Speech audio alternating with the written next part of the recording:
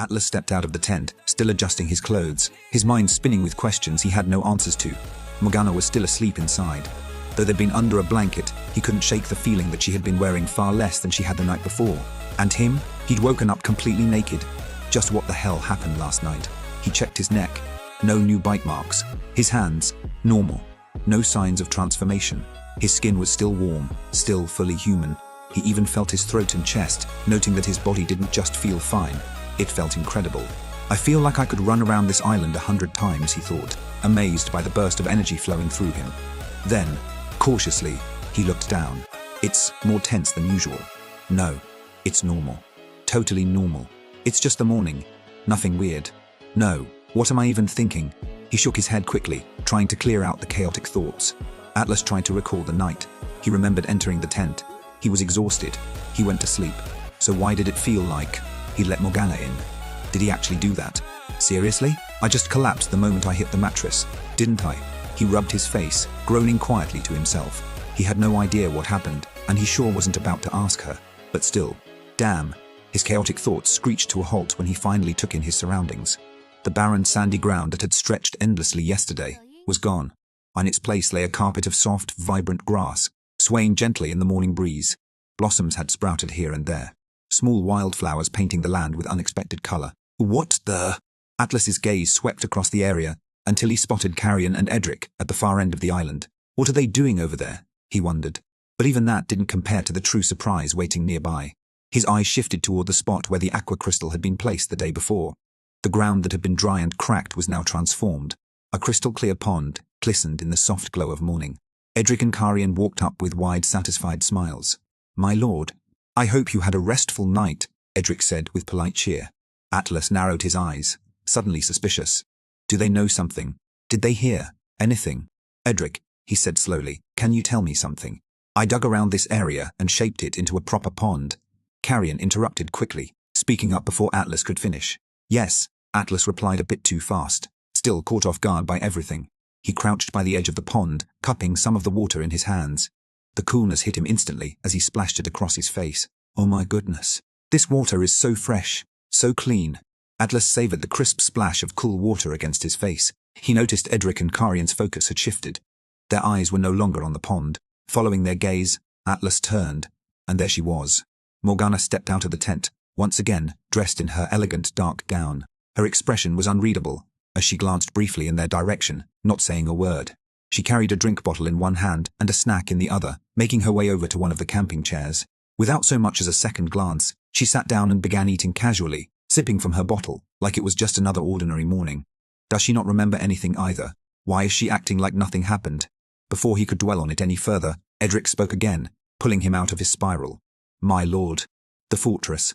Only then did Atlas turn his attention toward the structure, looming behind the tent. He had noticed it earlier, but hadn't really taken in the details. Now he did. The outpost fortress stood proud, modest in size, but commanding in presence. Its tall walls were constructed from smooth, dark grey stone that looked almost freshly carved. A single solid watchtower rose in the center, overlooking the island like a silent guardian. Atlas rose to his feet, taking in the full view. It wasn't grand, yet, but it was real, solid, and it was his. "I want to check the inside," Atlas said, and Edric and Carrion followed without a word. He stepped through the fortress gate and into the interior, entering a spacious open courtyard, large enough to serve multiple purposes. It could hold tents, become a training area, or be adapted for storage, all safely enclosed by the thick, sturdy stone walls. To one side, a more prominent structure stood, a 3-story building made of the same smooth, dark grey stone. It looked more refined, clearly designed for practical use. Atlas walked into one of the rooms. Inside there were several chairs and tables arranged in a simple but functional setup. He continued to another room, this one mostly empty, except for several large chests stacked neatly in the corners. "My lord, we can store items in those inventory chests," Edric explained from behind him. "Are these linked to the same inventory I can access through the system?" Atlas asked, running his fingers along one of the chests. "Correct, my lord. Anything placed in them is shared with your system storage." Atlas nodded in approval and moved on, heading up the stairs to the second floor. The next room appeared to be a control center. Finally, he ascended the narrow staircase to the very top of the watchtower. The view took his breath away. From up there, he could see the entire island, the vibrant green fields, the glistening pond, the tent near the center, and Morgana, seated calmly. "Remarkable," he murmured. But there was still something tugging at the back of Atlas's mind. He hadn't checked the system notifications he'd received after waking up. With everything that had happened, the confusion, Morgana, the fortress, had slipped past him. Now, standing atop the watchtower with the wind brushing past him, he opened the system menu and began scrolling through the backlog.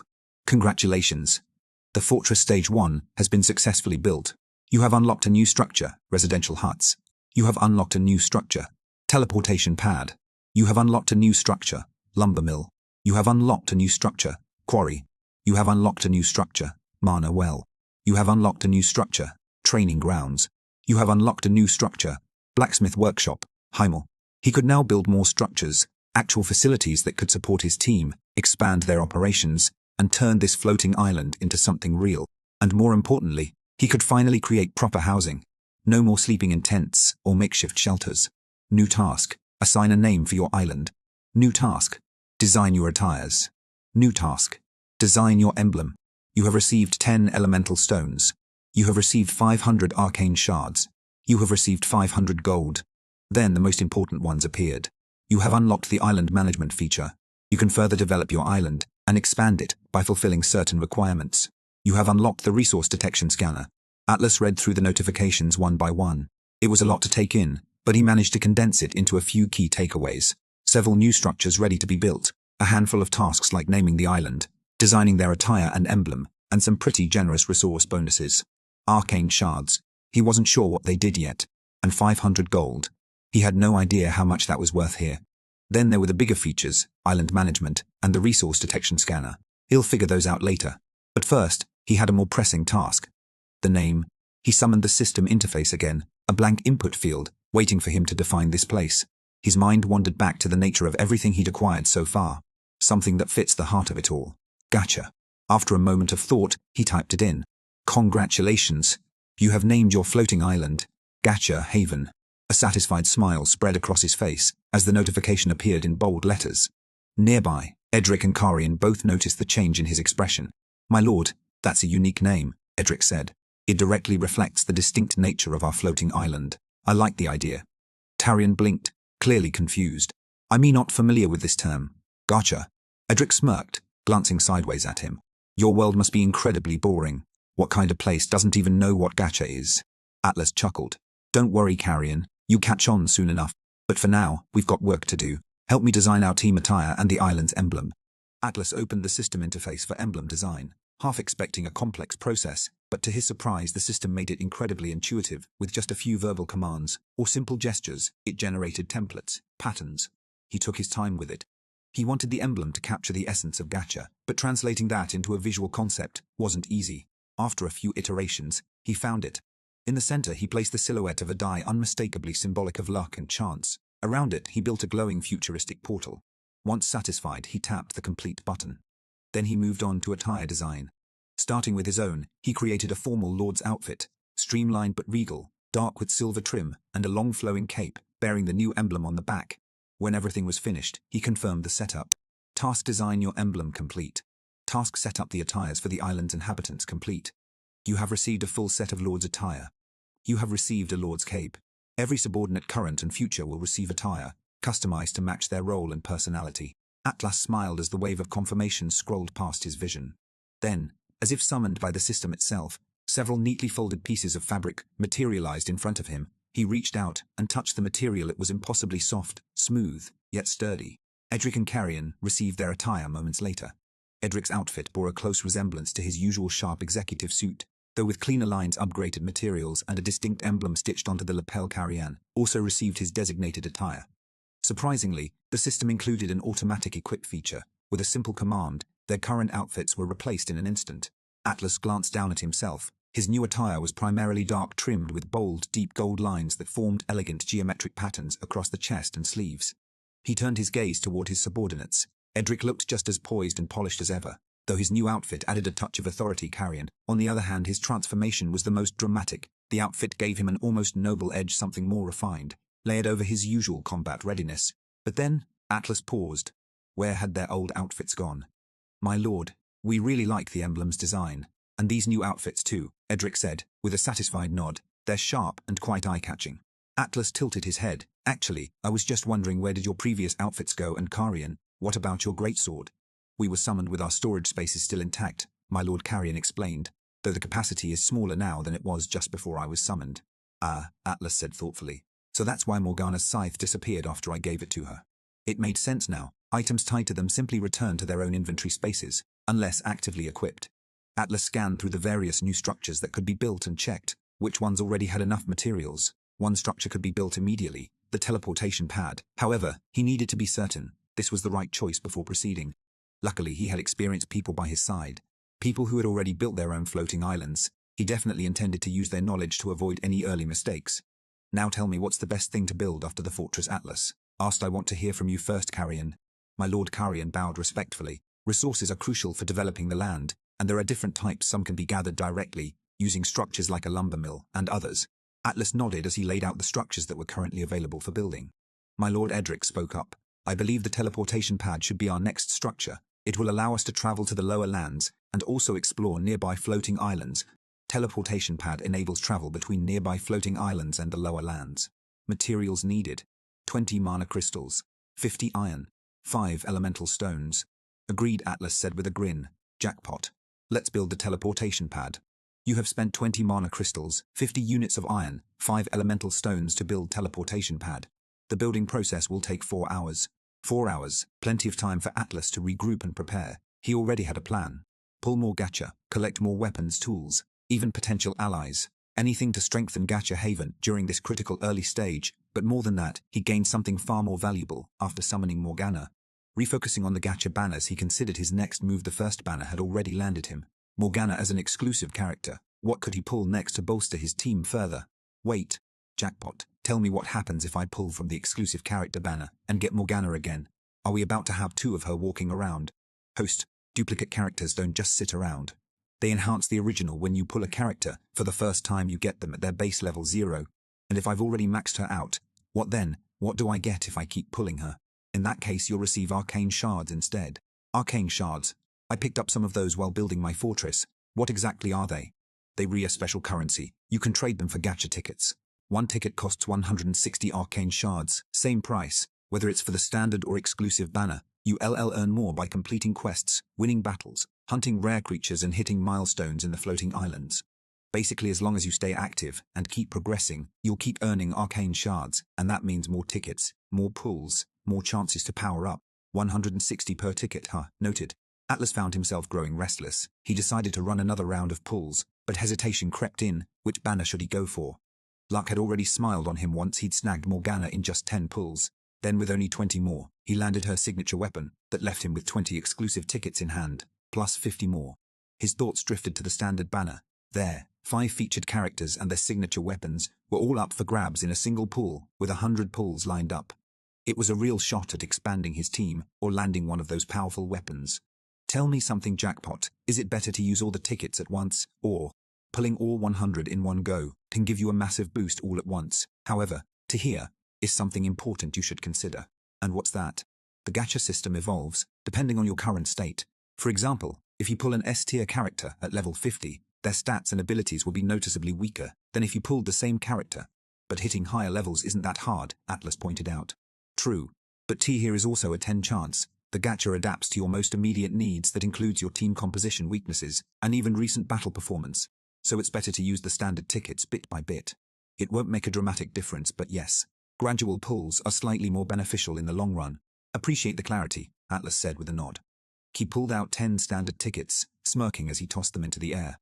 The first ticket shimmered as it floated down brown. The second brown again, then another still brown and another brown. 7 brown in a row. Then, just as it seemed the streak would never break, the 8th ticket flashed purple. A second purple followed right after, then a third. You have obtained 7 rank B items and 3 rank A items. You have received 5 rare XP orbs. You have received 5 elite XP orbs. You have received 100 units of wood. You have received 100 units of wood. You have received 100 units of stone. You have received 100 units of stone. You have received 100 units of stone. Atlas swiftly opened the rank B tickets, collecting materials for construction and a handful of XP orbs. This time, to his surprise, they weren't just the usual rare-grade orbs. He actually received a few elite-grade ones. He hadn't yet tried using any XP orbs on his subordinates. Maybe after organizing everything else, he'd test them out. For now, there was still a mountain of things to handle. It was only the second day, after all, and he had a solid 12 days before the first battle would begin. Well, I should have enough time, he muttered, at least before planning everything else that needed doing. His system was a rare one, an SS rank, known as the ultimate Gacha system. That alone gave him a massive head start. Still, he knew better than to let that confidence turn into arrogance. Every lord had their own unique system, and who knew what strange abilities or strategies those might bring. Just because he held one of the best, didn't mean others wouldn't find ways to rival or surpass him. Moving on, Atlas opened the first of the rank tickets. It spun high into the air, ignited with a sudden blaze, then scattered into ash. 19. From the smouldering embers, a wooden box emerged, gently pulsing with a soft green glow. You have received a ranker item, Everbloom seed packet. A set of enchanted seeds. Seeds? Atlas murmured. His island was still mostly a barren stretch of dusty sand and rock, though patches of grass and scattered flowers had begun to bloom. Edric, as if sensing Atlas's thoughts, gave a short bow. My lord, are those seeds intended for the island? They are. That's remarkably convenient. I'd be honored to help plant them. Atlas smirked. You seem to be good at just about everything, huh? I'm good at doing whatever's needed for my lord. Then take it. Atlas handed him the wooden box. Edric accepted it with a nod, bowing once more before turning away to get to work. Carrion turned toward Atlas. My lord, is there anything you'd like me to do, or should I assist Edric with the planting? No, stay here. I might need you for something else soon. Understood, my lord. Without wasting another moment, Atlas moved on to the next ticket. This one shimmered with a rich purple hue as it twirled in the air, glowing green before descending gently to the ground. The moment it touched the floor, a glowing magical circle bloomed outward. Slowly, a form began to emerge from the swirling green light. Atlas narrowed his eyes, trying to make out the shape. Was that a woman? As the light faded, the figure fully took form. A young woman, seated on the ground in a balliou position. The first thing that stood out to Atlas was a pair of tall, white rabbit ears perked atop her head. Her short, snow-colored hair framed her face and matched the soft fur of her ears. She wore a simple outfit. Shorts, a practical top, and well-worn gardening shoes. She blinked slowly, adjusting to her surroundings, then locked eyes with Atlas. You have received ranker character, Mira Springfoot, Blossom Reaper. The girl continued to gaze at Atlas, tilting her head slightly, her blue eyes sparkling with curiosity. Hi, Atlas greeted, offering a slight smile. Hi, she chirped back, flashing a wide, cheerful grin. Oh wow, I got summoned, she giggled. I can't believe it, I really thought my life was over. But nope, turns out I got summoned instead. She sprang to her feet, tilting her head back slightly to meet Atlas's gaze. She was quite a bit shorter than him. So, you're the one who summoned me? She asked. Hi, nice to meet you, I'm Myra. Another soft giggle escaped her lips. Hi, Mira. Nice to meet you too. A gardener, huh? Yes, she nodded enthusiastically. I work with a hoe, really good at handling plants, and I absolutely love carrots. Right after I got the seed packet, I summoned a gardener. That's some timing. Still, she had to be more than just a cheerful gardener. If she was summoned through a ranker ticket, and especially if she was once a fallen lord in her original world, there had to be more to her than met the eye. All right, Mira. Welcome to the team. I think you'll be a big help in these early stages of building the island. Yay, I'm so happy, she exclaimed, practically bouncing in place with excitement. Was this girl always this high energy? Curious, Atlas opened her status screen without delay. Name, Myra Springfoot. Level 35. Strength 123 vertical bar, agility 67, vertical bar Intellink, 87 vertical bar Constitutor, 45. Job, farmer and rancher, Garden's Blessing. Gene Thumb, A, too cute to resist, A, charming negotiator, B, perfect carrot finder, B, hoe dance, B. Garden's Blessing, enhanced stamina and agility when fighting near plants or greenery. Green Thumb, accelerates plant growth and improves plant health simply through care. Garden's Blessing and Green Thumb. Exactly the kind of talents I'd expect from a gardener like you, Mira, Atlas remarked. You'll be vital in managing our crops and making sure the island's garden flourishes. Yes, my lord. I can't wait to start planting. Her joy was almost too much. Atlas paused for a moment, quietly watching her. Now wasn't she a bit too cute? That much energy, that much sweetness, it felt like there was more beneath the surface. Too cute to resist. Overwhelms everyone with cuteness, causing them to hesitate for a moment. Unfortunately, this has no consistent effect, and is more distracting than useful. Atlas raised an eyebrow. Too cute to resist. He frowned slightly. Not bad, I guess. It could function as a sort of accidental defense, a way to catch enemies off guard. Not dependable, but in a pinch, even a split second of hesitation could tip the scales. Charming negotiator easily wins others over during conversations, making negotiations and social interactions flow more smoothly. Now that was a pleasant surprise. A knack for navigating interpersonal dynamics would be valuable, especially when it came to maintaining harmony between subordinates. Perfect carrot finder, a rare innate ability to locate the most ideal carrots. Perfect carrot finder. Well, useful, he supposed. In an oddly specific way. Hoe dance executes a rapid series of precise strikes, targeting enemy weak points. But hoe dance? That was something else, entirely. So she actually fights, with a hoe, Atlas muttered. Atlas nodded, having taken in all the information. All right, Myra, once again, welcome to the team. We're still in the early stages of building this floating island, and I'm going to need your help a lot. The landscape outside is mostly desert for now, but with those seeds in your hands, I'm confident you'll make it work. Whoa, aha. Okay, Mira grinned. Early phase sounds fun. That's when we get to do all the exciting stuff before the big battles kick in, she giggled.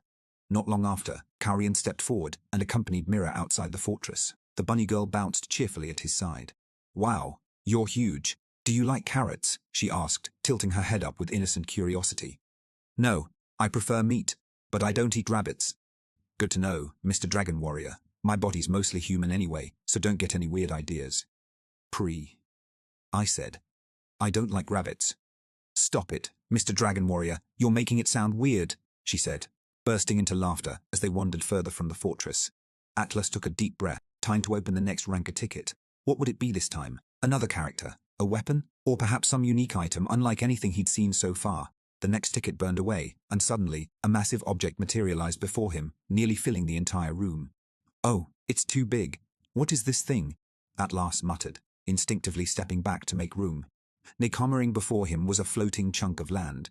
You have received Renka, item Throne of Dominion. A throne resting atop a floating platform, summonable at will, grants a protective barrier and increases both defense and mana regeneration. A floating throne? Seriously? So I can sit on this thing and issue commands from above during battle. Well, that actually sounds pretty awesome. Without a second thought, Atlas stored the item in his inventory and stepped outside. Once in the open, he summoned it again, and this time he could take in the full scale of it. A compact, hovering piece of land with an ornate, majestic throne, set right at its center. Gripping the edge of the platform, he jumped up and settled into the throne. The seat was unbelievably comfortable, lined with soft cushioning that made him smile the moment he leaned back. This is amazing. How do I control it? With just a thought, the throne responded. Smoothly, it lifted off the ground and floated higher, rising until he was above the fortress itself. From up there, Atlas had a clear view of his island. Below, Mira, Edric, and Carian were gathered by the small pond, busy with their tasks. Off to the side, Morgana lounged near the tent, casually sipping a drink and nibbling on something. Mira was the first to spot him. Her face lit up with pure excitement as she began jumping and waving her arms wildly. My lord, what is that? That's so cool. She shouted from below, drawing the attention of both Edric and Carian. Atlas grinned as he guided the floating platform toward them. The movement was smooth. He could feel just how responsive and agile the throne was beneath him. My lord, that's amazing. You look so cool sitting up there. Myra called out. Edric gave him a respectful bow as the throne hovered closer. Come on, Mira. Want to give it a try? May I? She asked. Yes. With a delighted laugh, Mira sprang into the air and landed on the platform with ease. Whoa. Aha. She giggled. The platform was indeed spacious enough for others to stand comfortably. Edric Carian. I want to see how much weight this thing can handle. Without hesitation, both men leapt up and landed beside Mira. The floating land didn't wobble or dip in the slightest. It was rock solid, holding all four of them with complete ease. Now that was impressive. Satisfied, Atlas guided the floating throne in a wide arc around the island, gliding effortlessly above the terrain. The controls were intuitive, the movement smooth. But even so, he was careful not to drift too close to the island's edge. He wasn't about to test what would happen if it slipped past the island's boundary. Falling into the abyss wasn't on his agenda. After a few gentle laps around the island, his stomach let out a low growl. Am I hungry again? He thought with a faint smile. It seemed he was beginning to adapt to this new reality, especially now that his magical fridge could conjure food on demand. He unsummoned the throne, watching as Myra cheerfully returned to the small pond. She was already hard at work, hoe in hand, as if she hadn't just been soaring above the island on a floating platform. Wait, does she already have a weapon, or is that just a regular hoe? With that passing thought, Atlas headed toward the tent. As he neared, he noticed Morgana pointedly turning her face away. He settled into a folding chair nearby, just a few feet from her. Still not in the mood to talk. Huh. Atlas sighed inwardly as he reached into his inventory, pulling out some dried fruit. He popped a few pieces into his mouth and took a long sip of water, letting the silence stretch comfortably around them. His gaze shifted toward Mira, Edric and Carrion, their voices carrying clearly across the open air. Edric, hey, you're doing it wrong, don't dig there. It's not neat, Myra called out, but this spot has a great view from the fortress, Edric replied. No, ha. You clearly have no idea how gardening works, do you? She laughed, shaking her head. A short distance away, Carrion was using his greatsword, like a spade, carving deep grooves into the soil. Mira spotted him and practically gasped. Hey, Mr. Dragon Warrior, are you seriously using your weapon to dig? Use your hands. That's a dragon hand, isn't it? Atlas chuckled softly as he watched the trio. They were fitting together better than he expected. And watching them work like this, communicating casually, focused on the garden, reminded him of the weight he carried, the responsibility of being a lord atop a floating island. It was about building something from nothing, and soon, in less than 2 weeks, they'd be fighting in their first grand battle. He couldn't afford to forget that. All right. 10 standard tickets down, 90 to go. Let's finish this. Who knows what I'll pull next? He drew out another 10 standard tickets and tossed them into the air. They floated upward, spun, then slowly descended, one by one revealing their colors. Brown, brown, brown. Come on, give me something good. Another brown. Then another. Still brown. Please, shrank. Just one. Finally, one ticket glowed purple before fading with the others. The rest were brown. The results. 9 rank biz, 1 ranker. Well, I guess I can't expect to hit the jackpot every time. Without missing a beat, Atlas began opening the rank tickets. You have received 20 units of mana crystals. You have received 50 units of iron. You have received 5 elite XP orbs. You have received 100 units of stone. You have received 100 units of wood. You have received 50 units of iron. You have received 20 units of mana crystals. You have received 100 units of wood. You have received 1 rare magic missile scroll. Atlas glanced at the newly acquired skill scroll in his hand. Mage, magic missile. Fires a homing magic projectile at a single target. The missile automatically tracks its target, dealing moderate damage upon impact. It was the second mage skill he'd pulled so far, the first being fireball. He furrowed his brow slightly. Why are all these skills for mages? So far, he hadn't summoned a single unit with mage capabilities. Still, he shrugged and tucked the scroll into his inventory. Better to have it stored for later. Just in case I summon a mage down the line. Turning his attention to the lone ranker ticket. All right, let's see what I get this time. You have received Ranker Blueprint, Flame Beacon. A powerful defensive structure that emits waves of fire to repel attackers. The beacon is capable of targeting both ground and aerial threats. Ah, a defensive tower. Just from the brief description, Atlas could tell this was a game changer. It wasn't a finished item but a structure, Blueprint 1, that could serve as a core defensive tower for the island. If built, it would significantly enhance their security, providing coverage against various types of assaults. Intrigued, he opened the full blueprint to study its details more carefully. Materials: 150 stone, 100 fire crystals, 30 iron ingots, 10 lava shards, 5 magma core fragments. A solid list, nothing outrageous, but some of those materials, lava shards and magma core fragments in particular, might take some hunting. Still, the reward was more than worth the effort. This beacon would be a pillar in his island's defenses. Atlas nodded slowly as he scanned through the material list, pausing at a few unfamiliar names. Iron ingots were straightforward enough, something they could produce easily once a blacksmith was up and running. That part's manageable. But then his eyes narrowed. Fire crystals, lava shards, magma, core fragments. He sighed.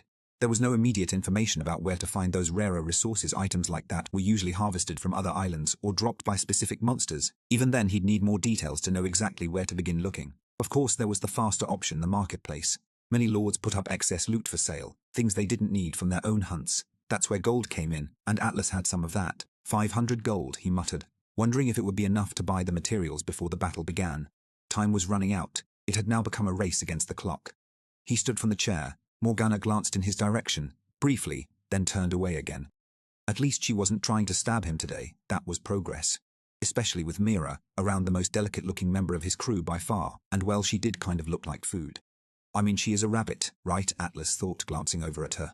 This was his first time meeting a beastkin like Myra in person. He wasn't quite used to it yet. My Lord Mira's voice rang out cheerfully as she jogged over, waving energetically. I planted a bunch of seeds, flowers, fruits, and trees. The seed box you gave me was amazing. There were so many types. I'm sure it won't be long before this place is green and full of life. Her sheer cheerfulness made Atlas suddenly aware of how stiff his own expression had become. I suppose that's good, he said, doing his best to match her tone. Yes, my lord. Once the trees grow, we can harvest them, and the fruits will give us a steady food supply. Oh, and I planted carrots too. They're really good for our health, so don't forget to eat your carrots, okay? She added, her smile somehow even brighter. Yes, Atlas replied a bit awkwardly. Mira tilted her head, then grinned wider. Too cute.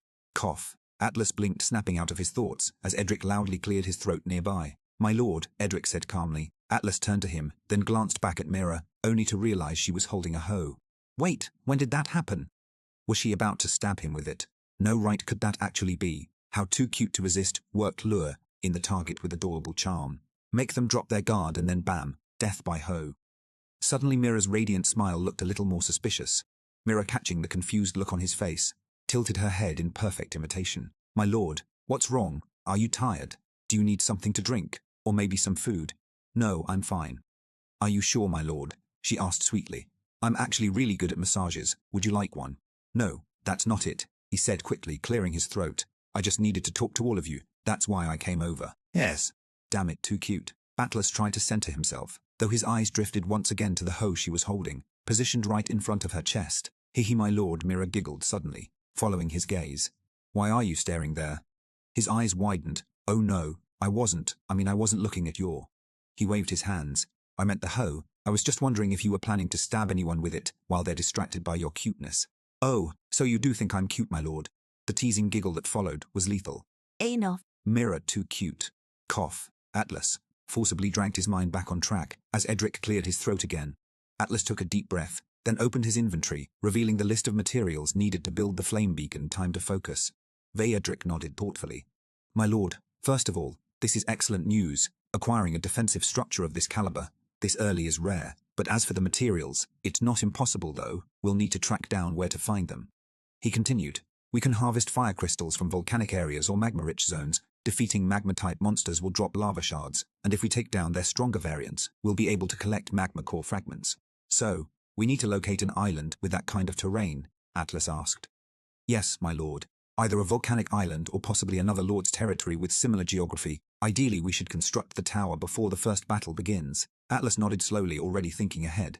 My lord, Carrion chimed in. Once the teleportation pad is complete, we'll be able to scout nearby islands and begin gathering resources. Edric nodded in agreement with Carrion's plan. Mira, still beaming eyes, half-lidded in bliss, nodded rapidly, maybe a little too enthusiastically. Focus. Focus. All right, Atlas said, addressing Edric and Carrion. Thank you, my lord. Mira chimed in brightly, but Atlas made a conscious effort not to look in her direction this time. Okay, we just need to wait for the teleportation pad to finish. Once it's ready, we can start exploring and gathering everything we need to build up this island. Just a few more hours. Atlas was satisfied with what he'd obtained so far. He still wondered what else the gacha would yield, though the system had advised that better results might come if he waited and pulled again after leveling up more. Still, he needed more backup strength to prepare for the upcoming battle. With that thought, Atlas made his way back toward the tent where Morgana lounged. He was slowly getting used to her, more accurately, to her quiet disinterest. Now another 10 standard tickets. Atlas tossed another 10 standard tickets into the air, excitement bubbling in his chest.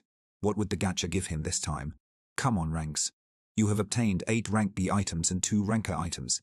You have received 1 rare smoke bomb skill scroll. You have received 20 units of iron ingots. You have received 50 units of iron. You have received 20 units of mana crystals. You have received 1 elite battle cry skill scroll. You have received 5 units of waterstone. You have received 20 units of lumber. You have received 100 units of stone. Atlas quickly opened the 8 rank tickets all at once. As expected, most of the rewards were standard materials. But this time, something new caught his attention. Lumber and waterstone. Host, those materials will be extremely useful once you begin constructing more advanced structures. Okay. So, am I getting new material variations because I've entered a new phase in island development? Correct. Atlas nodded slowly. So the strategy behind when to use gacha tickets really matters, especially the exclusive ones. I guess I can be a bit more relaxed when it comes to standard tickets. But what truly grabbed his attention were the final 2 items, skill scrolls. Assassin Smoke Bomb. Throws a bomb that creates a cloud of smoke. Grants temporary invisibility. Warrior Battle Cry. Releases a powerful shout that empowers nearby allies. Increases attack power and defense for a short duration. The first scroll, Smoke Bomb, was perfect for an assassin. Atlas glanced toward Edric. Yeah, Edric's definitely an assassin subclass. Giving him this smoke bomb made perfect sense. It would enhance his evasive tactics, giving him a way to vanish and reposition during critical moments in combat. The second scroll, Battle Cry, was a powerful team buff, clearly meant for frontline fighters. Technically, Atlas himself fell into the warrior subclass, so he could use it, but honestly, it felt like a better fit for Carian. This skill would amplify his presence in the thick of battle. Alright then, 2 new skills, one for Edric, one for Carian. His team had just gotten a serious upgrade. Alright, let's see what the next ranker item is. You have received 1 ranker item, Endless Fishing Rod. A fishing rod. Atlas sighed, staring at it in disbelief. One moment he was pulling top-tier characters like Carian, and the next a fishing tool. And from the same high-grade ticket, no less. A fishing rod that attracts fish automatically when submerged. Useful for maintaining consistent food stores. Do I really need this? He muttered. Actually, maybe. He might come across a fishing spot while out hunting or exploring. If it meant easier access to fresh food, then yes, it could come in handy. This feels like an Edric kind of item, he mused aloud. Then came the final ticket, the last ranker. Please, let it be a new character summon. Any type, support, mage, ranger, just something to balance out the team. You have received 1 ranker item, Rejuvenation Blanket. Atlas blinked. A blanket, seriously, accelerates rest and recovery. Anyone who sleeps under it will feel completely refreshed after just a few hours, reducing the need for long rest periods. Actually, he muttered. That might be kind of great. With a tool like this, he could rest less and still feel fully recharged, leaving more time for training, managing the island, or preparing for battles. It was an item that paid off slowly but steadily. Okay, that's actually a good pull. He reached out and took the blanket, a soft, smooth grey fabric. The moment it touched his hands, a subtle warmth spread through him. Just holding it made him feel sleepy. Atlas grinned. Not bad. Just then, he noticed Morgana watching him, her crimson eyes locked on the blanket. "Aye," he greeted, puzzled by her sudden interest. "Is this something you like?" "Is that a good blanket?" she asked. He nodded. "Yeah, it boosts recovery while you sleep. Speeds up rest. Do you want to try it?" Morgana's eyes widened slightly. Then, without answering, she stood up abruptly and walked away without another word. Atlas blinked, stunned. Did I say something wrong? How many standard tickets had he used so far? 30. 30 tickets, and still no ranks item. According to the system, he was guaranteed at least 1 every 80 pulls. That meant 50 more to go, unless his luck decided to kick in early. Please let it be early. Oh right, next 10 tickets. Come on, ranks. Atlas was still full of energy. Truthfully, he didn't feel like stopping, not until he hit the jackpot again. He tossed the 10 tickets into the air, eyes locked on them as they began to glow. The first shimmered purple.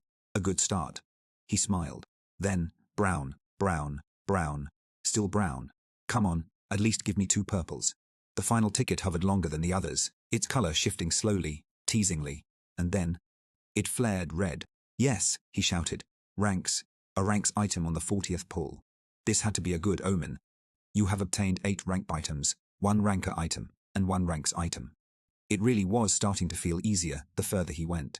Was the system simply giving him a streak of early game luck? Would it taper off later on? Whatever the case, this was a major win. Exactly the kind of upgrade he needed. Let's see what the system has given me this time. Atlas smiled and quickly opened all 8 rank tickets at once. You have received 1 elite flurry of spears, skill scroll. You have received 5 units of firestone. You have received Hawk's Eye skill scroll. You have received 5 elite XP orbs.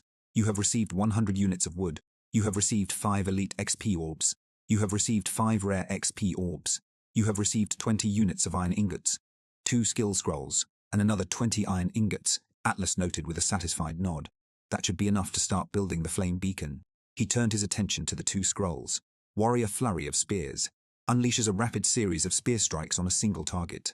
Ranger Hawk's Eye. Nancy's vision and precision. The first scroll, Flurry of Spears, made his pulse quicken. It was tailor-made for his fighting style. Atlas wielded a spear. It was his signature weapon. This skill was a perfect match.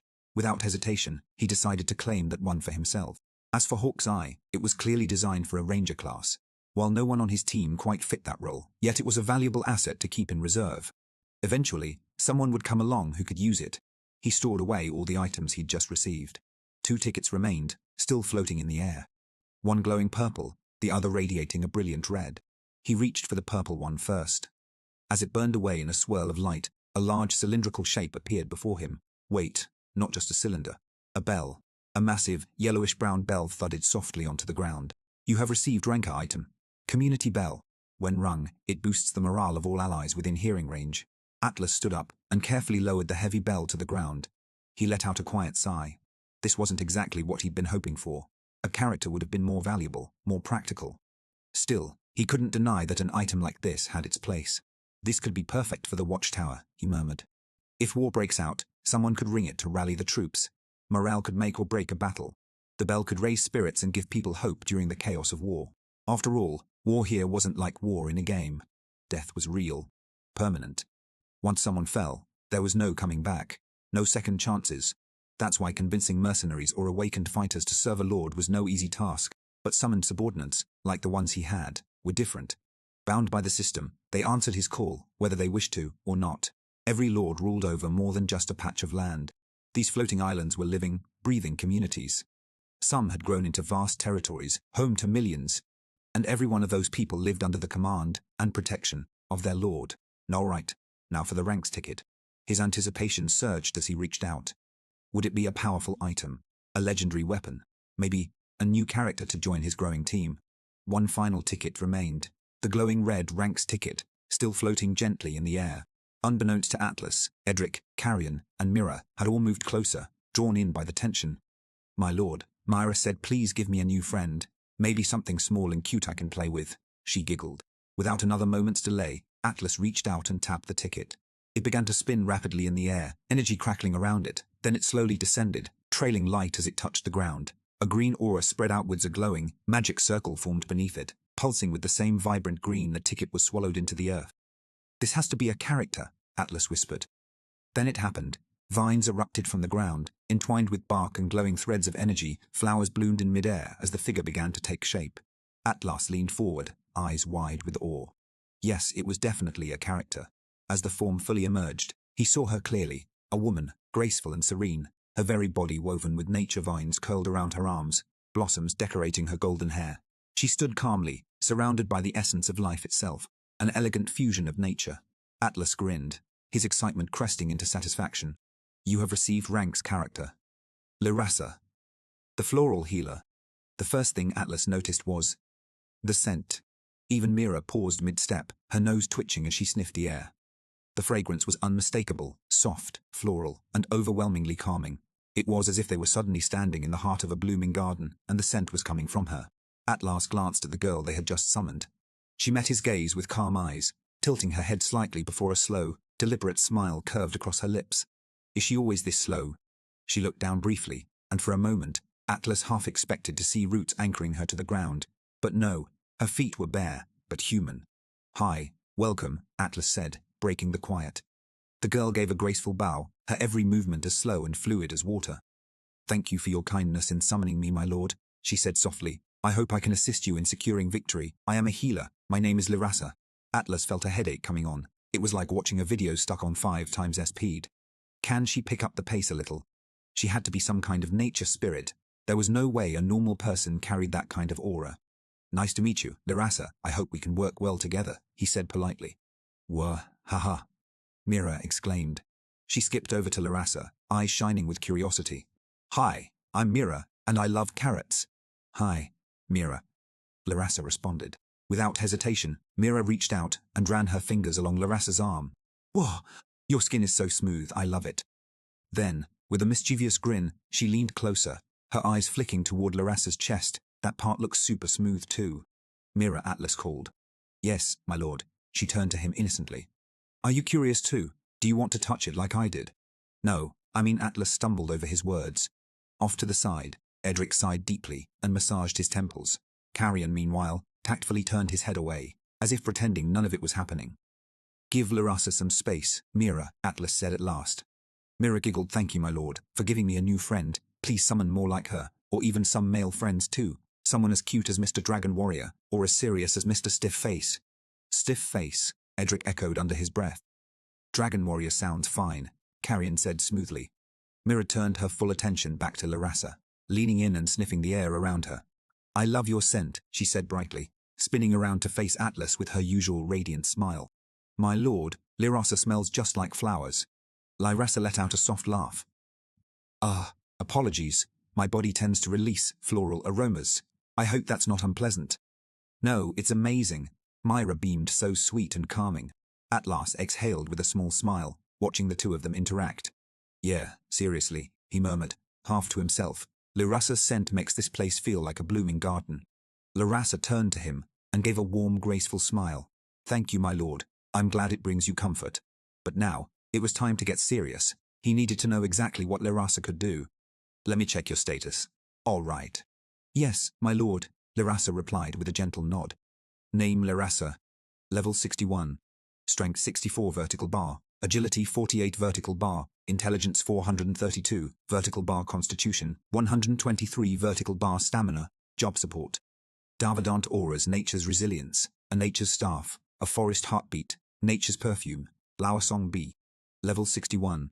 Atlas stared at the screen, blinking in disbelief. Her stats were incredible, especially her intelligence, which was sky high. It was the perfect build for a healer, but what really blew him away was the serrated talent she carried. Verdant Aura passively emits a calming healing aura that gradually restores minor health to all nearby allies. Nature's resilience channels the strength of nature to enhance the endurance and defense of both the user and nearby allies. The Verdant Aura and nature's resilience, Atlas muttered, stunned. These are amazing. She could passively heal everyone around her, no spells needed. Just by being there, her presence alone would mend wounds that was absurdly powerful. And on top of that, she could bolster defenses and stamina, a healer who not only restored but fortified her allies. Simply being near her mentee and his entire team would constantly benefit from her aura. It was the kind of talent that didn't just keep people alive, it sustained them. Atlas swallowed, fully realizing the weight of her abilities. A talent like this could shift the tide of a battle, especially if a large group fell under her influence. She was practically a walking sanctuary. Nature's staff enhances healing spells and generates a protective aura when wielding a magic staff. She used a staff, which meant Atlas would likely need to perform a few more pulls to find better equipment for her. If he could secure a high-quality magic staff, it would undoubtedly amplify her already impressive healing capabilities. Even just having a basic staff should boost her potential quite a bit. Forest Heartbeat allows the user to sense the heartbeat of the forest itself. Forest Heartbeat. That talent made perfect sense for a nature spirit.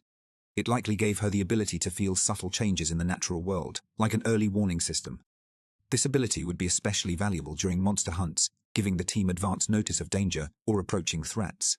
Nature's perfume releases a sweet fragrance that calms those nearby. Flower Song causes nearby flowers to hum soft melodies that echo the user's emotions. Nature's perfume that explained the intoxicating scent that had enveloped them when she arrived. And Flower Song. So the flowers around her literally sang in response to her emotions. Those last two talents might not have much direct use in battle, but they gave Larassa a unique presence. All right, everything looks good, Atlas said, smiling warmly. Welcome to the team once again. Thank you, my lord, Larassa replied. Mira instantly grabbed Larassa's hand, her eyes sparkling. Come on, let's go play in our garden. Larassa gave a slow, graceful bow before following her. But Mira quickly noticed the healer's unhurried pace. She giggled, then slowed down her own steps, matching Larassa's leisurely rhythm without complaint. Atlas paused as he watched the cheerful bunny girl, already leading the literal queen of nature, around their small garden. Like an excited child showing off her favorite toy, his attention shifted toward the teleportation pad's progress. Once it was complete, they could finally begin exploring nearby islands, hunting monsters, and gathering the rare materials they needed. With Larassa now on the team, he felt more prepared than ever to face what was ahead. Yes. Let's go hunt. Time passed, and at last the teleportation pad was complete. Atlas approached the low, circular platform. Edric and Carrion followed closely behind as he examined the structure. Tell me, jackpot, he asked, can I build two structures at the same time? Host, at your current level, only one structure can be built at a time. However, you may queue additional structures.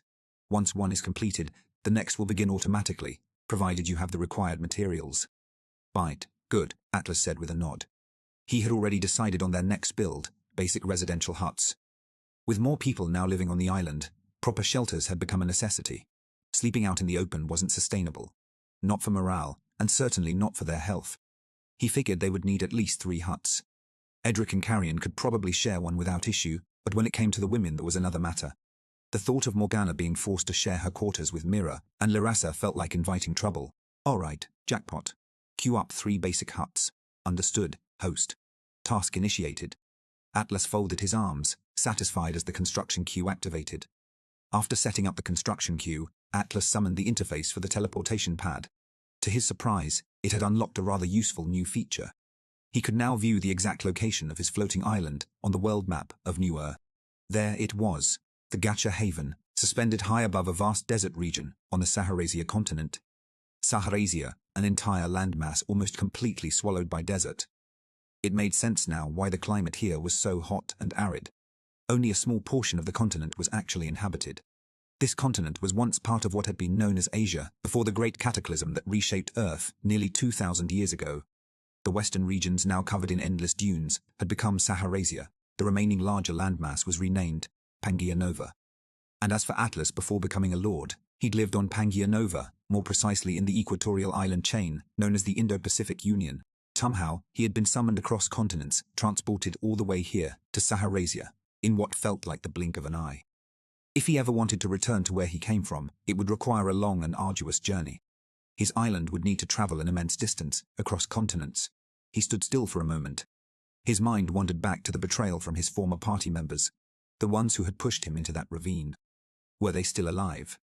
Atlas scanned the surrounding area through the interface. Instantly, several nearby locations lit up on the screen: floating islands, some unoccupied, others fully inhabited. A few were still in their early stages like his own, while others had progressed to rank 2 and beyond. Islands on the same rank could easily become rivals, and most were likely keeping a close eye on his. As soon as his protective barrier fell, any of them could make a move, waiting for the first sign of weakness. I'll have to be ready when that time comes, Atlas murmured, narrowing his gaze. He studied the map carefully. There were small islands scattered throughout the area, but also larger ones, some big enough to hold entire cities, others vast enough to support multiple settlements. Unfortunately, the interface didn't reveal who lived on them. It only showed the terrain. There were islands thick with jungle, some covered in snow and ice, others home to blazing volcanoes and rugged mountain ridges. That's exactly what I need. Those environments likely held rare resources, exactly the kind of materials required for upgrading his island, especially the flame beacon. But that also meant one thing: he wouldn't be the only one hunting for them. Turning his attention to his team, Atlas evaluated their readiness one by one. Morgana had her signature weapon in hand, and though she was undoubtedly his most powerful subordinate so far, he still wasn't entirely confident in her willingness to cooperate. Her temperament remained unpredictable. Carrion, meanwhile, had also secured his signature weapon. He was a solid frontline asset. Larassa, with her soothing presence and healing abilities, brought a whole new layer of support to the team. Together, the 3 of them gave the group a real fighting chance against anything they might face. But his sharp instincts and quick thinking kept him alive, even in difficult situations. His role might be unorthodox, but it was far from useless. And Mira. Atlas shook his head. No, she was better off staying behind. Her level was still the lowest among them, and bringing her on a dangerous expedition would be a gamble he wasn't willing to take. For now, it was safer to have her remain on the island, tending to the land and assisting with development. She had already proven herself invaluable in her own way. He reviewed the plan once more in his mind. In this early stage of progress, leaving the island to explore and gather resources wasn't just a good idea, it was essential. There was nothing left here to collect, and without expanding their reach, they would eventually stagnate. But exploration came with risks. Other lords could attack at any time. Floating islands weren't just isolated pockets. They were hunting grounds, battlegrounds. And if he wasn't careful, his first expedition could also be his last.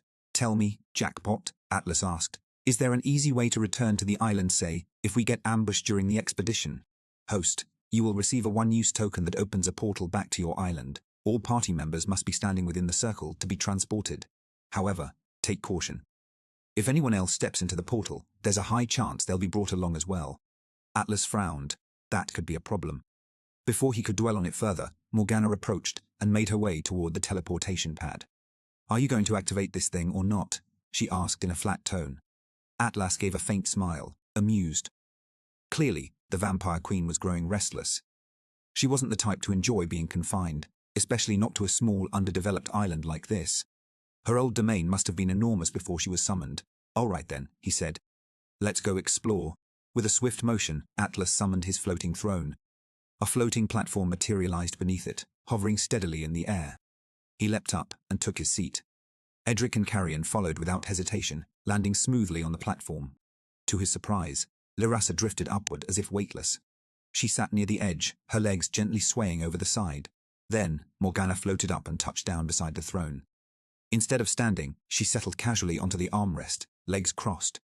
Atlas leaned back into the throne. The team was assembled. It was time to see what waited beyond their little world. Mira, who had been watching from a distance, waved at them with both hands. "My lord, everyone, safe travels, take care, and come back soon. I'll miss you all." "Bye, Myra." "Take care of the island while we're gone," Atlas called back with a wave.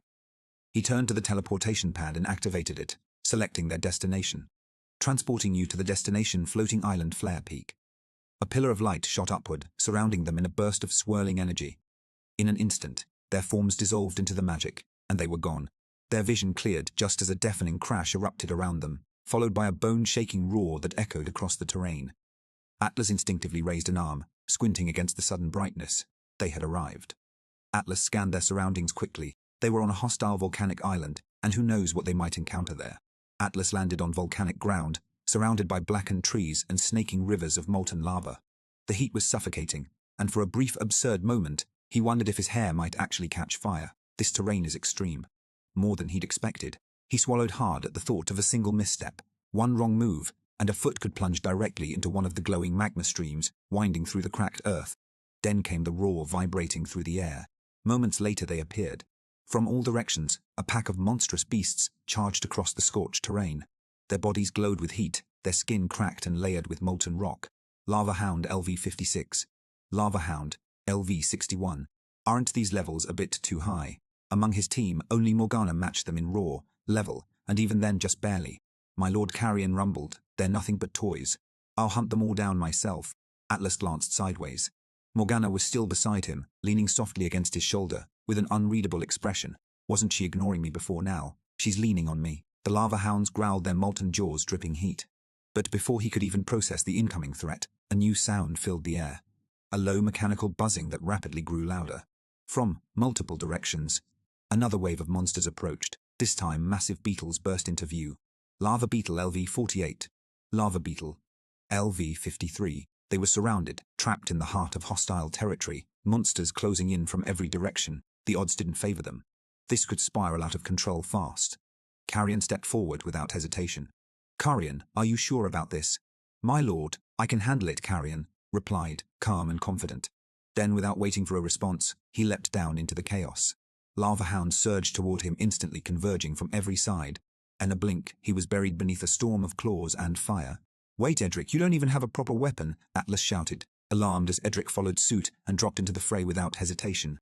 Meanwhile, Lyrassa raised her arms slowly. Her eyes closed. Gentle green light gathered around her fingertips, vines sprouting and wrapping around their party's limbs, blooming with tiny glowing flowers. A soft, comforting warmth spread through Atlas's body. This must be her healing aura. "This is the least I can offer to aid the others, my lord," Lyrassa said. Then, without warning, Morgana moved.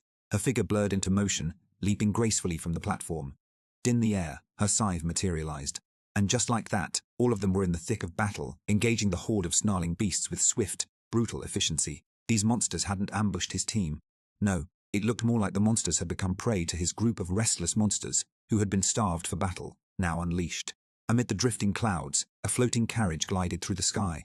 Crafted entirely from crystal, its surface etched with elegant silver and gold engravings. Inside sat two girls, teenagers by appearance. One wore blue, the other red. Luna, dressed in a flowing navy blue gown, stood with quiet grace, her long silver hair cascading down her back. "Ember, are you serious about what you saw? A beastkin, a bunny girl stranded on the worst possible land? That's awful.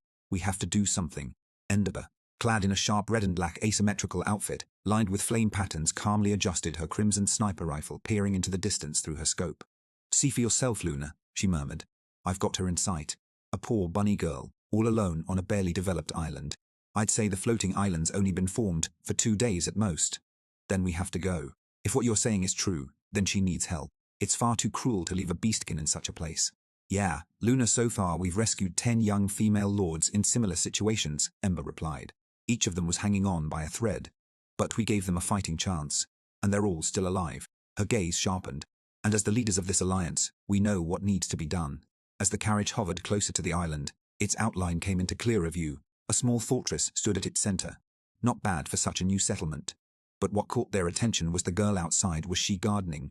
Luna stepped forward, raising her hand in a wave toward the island below, even as the protective barrier blocked them from entering. "Hi there," she called out, lifting her voice. The bunny girl, busy tending to her blossoming garden, perked up at the sound of a distant voice. Her long ears twitched as she turned to look up. Ember's hand suddenly shot out, gripping Luna's arm tightly. "Luna, that girl. She's too cute," they both whispered at the same time. With a burst of joy, the bunny girl ran to the edge of the island. Her bright eyes sparkled as she looked up at them, waving both arms enthusiastically. "Hi, hello, my name is Myra, hi." Luna clutched Ember's arm tighter, visibly struggling to contain her emotions. "Ember. She's too cute," they whispered again, barely breathing. Luna quickly cleared her throat. "Hi there," she called down. "I'm Luna. Are you the Lord?" Mira tilted her head, ears flopping slightly as she blinked. Then she answered, with cheerful ease. "No, not anymore." That answer made Luna and Ember freeze. They exchanged wide-eyed glances before turning away to whisper, in hushed, panicked tones. "Ember, this poor girl, she's already given up before her first battle," Luna murmured. "She won't even admit she's the Lord." "Yes," Luna Ember replied. "She's in such a sad, fragile state. She's all alone, completely unprepared," Luna added. "This world is too cruel for someone like her. And she's just gardening. How can we possibly leave her like this?" They turned back in unison. "Hey, would you like to be our friend?" Luna called out warmly. "Friend?" Mira repeated, her eyes going wide, then pausing. "She doesn't trust us yet," Ember whispered. "It's all right," Luna whispered back. "No pressure." She raised her voice again. "Mira, we'll send you some materials to help build up your island." Mira blinked. Luna, no, I mean this island is." "Don't worry about it," Luna interrupted gently. "We rank 2. We're strong, we've got more resources than we need, and we don't expect anything in return. Just take care of yourself, Mira. We'll be back soon." Amber waved with a soft smile. "Take care, Mira. See you again soon." As the crystal carriage began drifting away, Mira ran to the edge of the island. Wait, I mean my lord is just out." But her voice was lost in the wind as the carriage vanished into the sky. Inside the carriage, both girls let out a long sigh. "We're an alliance of female lords," Luna said quietly. "We can't just leave a sweet girl like Mira to suffer out here alone." "Agreed," Ember said with a nod. "Thank the stars we found her in time. Now we can step in before anything bad happens. As well, your subordinate has killed Lava Hound, LV-45. You received 181 XPM. XPen 25,059,003. You have obtained Molten Fang, LV-45. Edric, Carrion and Morgana were locked in fierce combat, battling lava-coated hounds and massive fire-spewing beetles. At the same time, Larassa hovered slightly behind them, the vines and flowers she had summoned, weaving a protective web around the fighters. Thanks to her natural shield, the team moved more confidently across the unforgiving volcanic terrain, where even a simple misstep could cost a limb. Meanwhile, Atlas reclined comfortably atop his floating throne eyes, following the constant stream of notifications in his display. Each defeated LV-45 monster granted 181 S-Dave divided among the 5 of them, as they fought together as one. At his current level, confronting a magma-dripping lava hound directly would mean certain doom. He'd be nothing more than charred meat in seconds. But with his skilled subordinates handling the heat and chaos, he was free to watch and reap the rewards. XP flowed steadily into his pool, and the occasional unique drop, like the Molten Fang, found its way into his inventory. "You have obtained Lava Hound's Claw. Gauntlets, LV-45. Atlas's gaze swept over the battlefield quickly, picking out Edric amid the chaos. He was fighting, bare-handed, his kicks, sharp and precise, landing cleanly around Carrion's heavy swings to finish off weakened enemies. "Edric, can you wield gauntlets?" "My lord, I'm best with daggers, but gauntlets will work just fine." Without hesitation, Atlas summoned the gauntlets from his inventory and hurled them downward. Edric caught them midair, sliding them on with practiced ease as he ducked under another sweeping attack. Fire element gear wasn't ideal for fighting flame-infused beasts, but it was still better than letting Edric's boots melt off from the heat of the terrain. Just then a notification popped into Atlas's interface. "You have obtained Flaming Collar, Neckpiece, like 53. Grants the wearer increased fire resistance and adds minor fire damage to melee attacks." Atlas smirked at the sight. He briefly considered who among his team might need the item the most, his eyes drifting to Morgana, slashing through beetles, and Carrion holding the line with brute force. But after a short pause, he slipped the collar around his own neck. A surge of energy pulsed through him, and the suffocating heat that had been prickling his skin vanished almost instantly. He leaned back on his throne with a content sigh.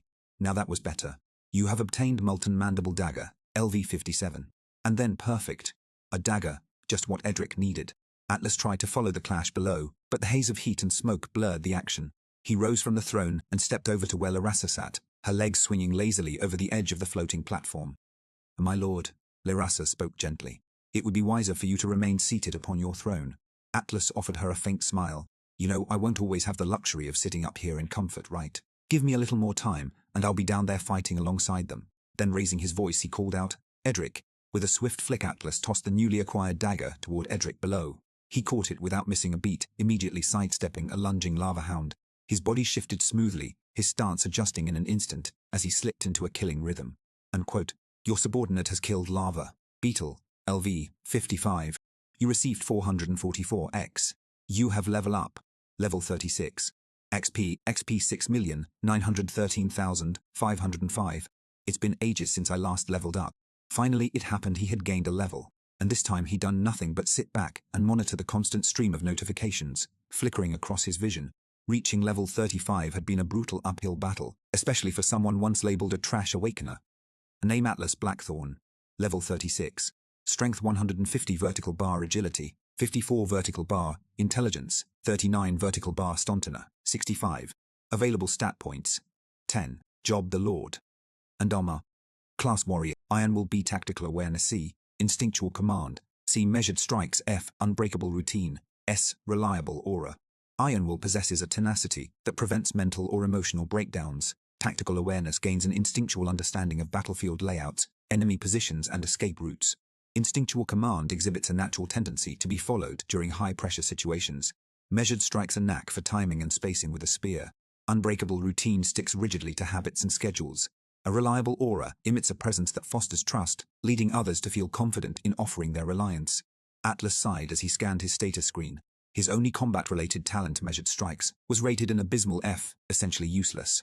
It was as if he didn't have any spear aptitude at all. He took a deep breath and resolved once more. He would improve everything: his talent levels, his skill set, his weapon mastery, every aspect of himself. Though he was officially classified as a warrior, he reminded himself that this was just one of the 7 basic archetypes available to most people. Warrior General Melee Combat. Archer Ranged Physical Attacks. Mage Basic Spellcasting. Thief Stealth and Agility-based combat. Healer Support focused on recovery. A Knight Defensive or tank variant of the warrior. Fighter balanced melee with raw physical prowess, often without specialized armor or weapons. But there was no need to worry. Once he reached level 50, he'd unlock his first-class advancement quest. He was determined to be fully prepared, eager to upgrade into something far more powerful. With all the resources he now controlled, his ambitions felt well within reach. Lost in thought, he suddenly felt a soft touch on his left hand. It wasn't painful, just a gentle warmth that startled him into awareness. He turned to see Lyrassa gazing at him. Her expression was calm, serene enough to still the storm of his racing thoughts. "My lord," she murmured softly. "Lyrassa," he replied. "I sense unease and burdens within you." Sense," she nodded slowly. "You can feel that." Lyrassa's lips curved into a gentle smile. "I feel the weight of your mind. Your constant planning, the worries about what may come. You're someone who always looks ahead." "Someone responsible, my lord. Am I really like that?" Lyrassa lifted her right hand toward his face. Atlas tensed, unprepared for such intimate calmness. When her fingers brushed his cheek, a soothing warmth washed over him. He felt tension he hadn't even noticed begin to loosen. "My lord," she whispered, "you don't have to carry this alone. You can share your burdens with us." Her hand lingered softly against his skin. Was it because everything here had happened so fast? Perhaps his mind simply hadn't registered it all yet. "Let me help ease your thoughts." "May I?" she whispered. Her sweet floral scent filled the air. Atlas sank into the moment, caught by the sincerity in her voice. He managed a soft smile. Please, guide me."